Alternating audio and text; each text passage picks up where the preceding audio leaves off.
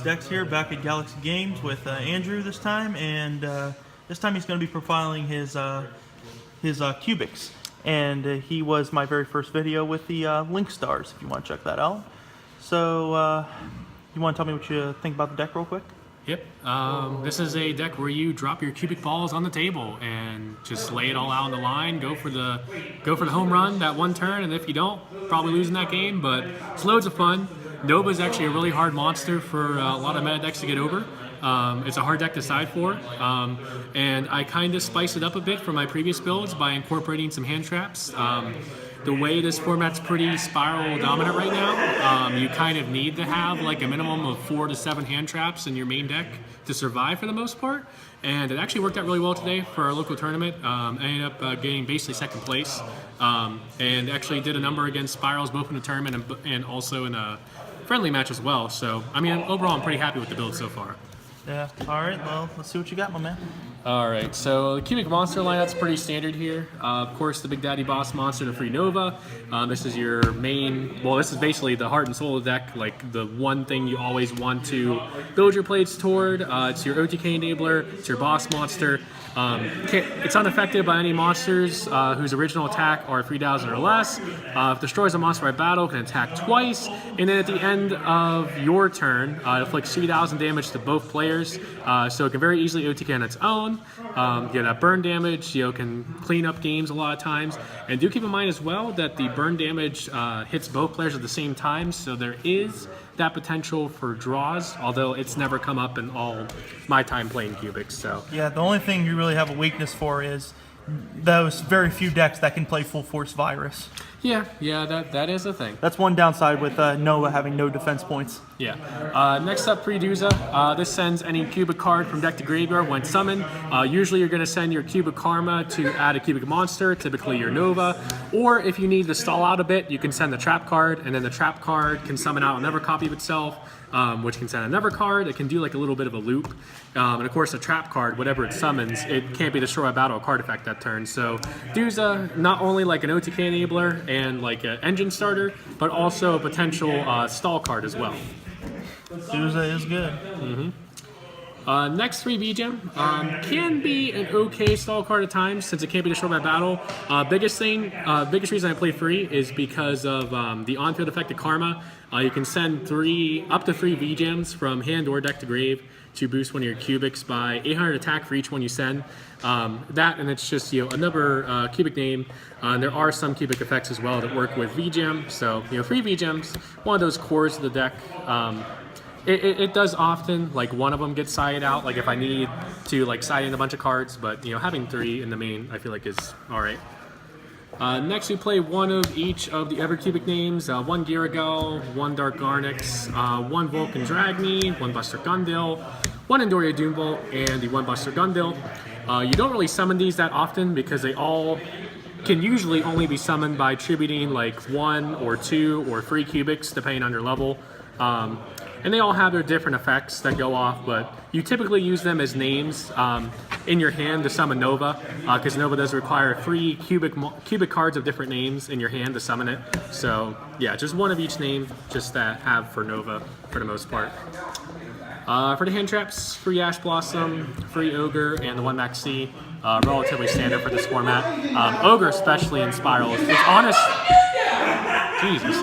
It's honestly better than Ash Blossom in the Spiral matchup because it gets a card off the board, and there's actually a bit more that it hits in the combo, and it has more potential to just completely end the combo compared to Ash Blossom in my opinion. But Ash Blossom's still just a really good card, and then of course Max C is just a god tier hand trap. It's not at 1 for nothing. Yeah, so that's the monsters. Spells, we have the 3 Cubic Karma and 3 Cubic Wave. Karma, as I said, when it's activated, you can send any number of VGems from your hand end or deck to graveyard, and then boost one of your cubics by 800 attack for each one you send. That effect is permanent, even if this card leaves the field. Do keep that in mind. The big thing with Karma is that you can banish it from the graveyard to add a cubic monster from deck to hand, and that is also not once per turn. So this card can just be kind of nuts to get you, all your Novas, all your cubic names that you need to be able to make your OTKs. And then Wave itself is an OTK enabler. You target a cubic monster you control and the monster your opponent controls. Your cubic monster is doubled their attack, and then your opponent's monster is halved. Again, that stat modification is permanent, so it makes your Nova 6,000, it makes your opponent's monster halved, so that alone just makes for OTKs. Then it has an effect in graveyard to where you can banish it and any number of cubic monsters from your graveyard to basically target that many monsters your opponent controls and fiendish chain them by putting a cubic counter on them to where they're effects negated and they can't attack. It does come up sometimes to get over annoying things like Indestructible Crystal Wing, but mostly it is here as a cubic name and here as a big OTK enabler. This is why cubics are so infuriating to go up against. Next, we foolish brittle goods to send your cubic karma and to occasionally send your trap card as well. Just adds an extra consistency boost to the deck. And then speaking of consistency, 2-Pod Desires. You don't really mind banishing in this deck because you play so many free ofs. You can afford to banish like 1 or 2 Novas. You can afford to banish 1 or 2 Karmas. As long as you're getting to those combo cards you need to make your plays. So yeah, 2 Desires. Next, Double Twin Twisters. I'm not too worried about back row in this format. Really, the only card that worries me in the Spiral matchup is Utility Wire. That's like one of their only good outs to Nova in that deck. But I still played a Twin Twister because it can get over certain back row, and it also can get your Karma out of your hand so that you can banish and then search. So yeah, the 2 Twin Twisters in the main, not really back row heavy enough format to play free, but I do, of course, side the third. And then just for generic board wipes, the 1 Dark Hole and 1 Regeki. I was considering main decking evenly matched instead of these 2, but I'm not the biggest fan of the card in the main deck.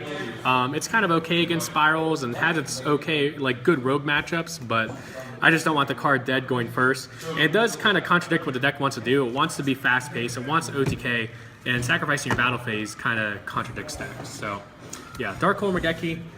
And then finally, the free Unification, the trap card. Basically, this card's in graveyard, and one of your cubic monsters either is destroyed by battle or leaves the field by any means. That includes your opponent kaijuing it, banishing it, returning to the deck, whatever. You can then banish this from graveyard to special summon a level 4 or lower cubic monster from your deck, ignoring its summoning conditions, and then that monster cannot be destroyed by battle or card effect that turn. So this is where the little bit of a stall aspect comes in with cubics. This is really good sometimes to send off of Duza when you're forced to go first, or when you just need an extra turn to stall before you can go for that big push. So Unification overall really good. Also helps you cycle through your Duzas to thin out your deck, so yeah, just good card overall. Oh yeah. So that's the 40 card main deck. Extra deck's not too important here, but we'll go over it just for the sake of it. For rank 4s, in case we ever have 2 Duzas on board, or like a Duza and one of our obscure level 4s, we have Castel, Utopia Package, and Tornado Dragon. For rank 10s, in case we need to overlay 2 Novas to avoid killing ourselves, we have the 1 Super Dora and the 1 Gustav Max. And then we do have some links here since I do side the Scapegoats. Scapegoat's kind of a neat card because it not only acts as like an extra like, offensive card to make link plays, but it also is a stall card for this deck. And this deck a lot of times just needs that 1 extra turn to survive, to then be able to draw that extra name or that Nova or that big, OTK enabler card to be able to, steal the game. So yeah, Scapegoat's just a dual purpose card. But for the links, we have the 2 Link Spider, 1 Missus, 1 Ib for the Ib plus Ningirsu combo, the 1 Proxy, Decode. Speaking of the devil. Yep, Ningirsu. Then for link 4 is the 1 Borreload and the 1 Topologic Bomber Dragon. Borreload is just ridiculous. So that's the extra deck. For the side, we side 3 more hand traps, the 3 Draw and Lockbird, just the other best hand trap to play right now. Just didn't really have room in the main to still keep the deck like relatively consistent, so I decided to side it. Usually you side out like 3 just of the random cubic names, or like say if a Twin Twister's dead in your main deck, or a Dark Hole Regeki's dead in your main deck, like potentially side those out for the Draw and Locks against matchups like Spyrals, or against any other search heavy deck. We do play a small Kaiju package, 1 Gamma Seal, 1 Homunculus, 1 Jizukiru, and the 1 Slumber. As I mentioned, I do side the 2 Scapegoat. As I said, both offensive and defensive card, really good card. The 3rd Twin Twister, in case we're going second against the back row heavy deck. Three-dimensional barrier for Pendulum Magicians. I unfortunately did not see this card in any of my games in that matchup, which is probably one of the big reasons why I ended up losing that matchup. But still just really good against that deck if you can see it. And then finally, the two evenly matched. This is what won me my game 2 against Pendulum Magicians. If you get rid of their whole board, minus the one card, and banish everything face down, they just can't recover from that. Like I still couldn't summon a Nova for like 2 or 3 turns, and it just didn't matter because he was pretty much just like out of the game by that point. So evenly matched, it has its good matchups against Pendulum Magicians, against Paleozoics, against some rogue decks, but as I said, it's not really worth maining against Spyrals or like against like other meta decks because it only does so much in those matchups. That's why I say evenly matched is strictly a side bet deck card. Yeah. No, he's not. And then we do have the Scapegoat tokens and the Stray Lambs. Yep, so that's it for the deck profile. As I said, got second place here at Locals today. Really happy with the build. May end up playing this for our bed deck tournament that we're having here in a week or so.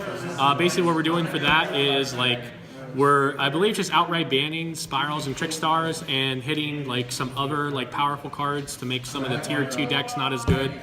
Basically the whole point is just to play like a bunch of like just random fun rogue decks and have a good time because we do have a lot of Trickstars, a lot of Spyrals here, and it can be a bit overwhelming after a while, So yeah. it'll be fun. But that's it.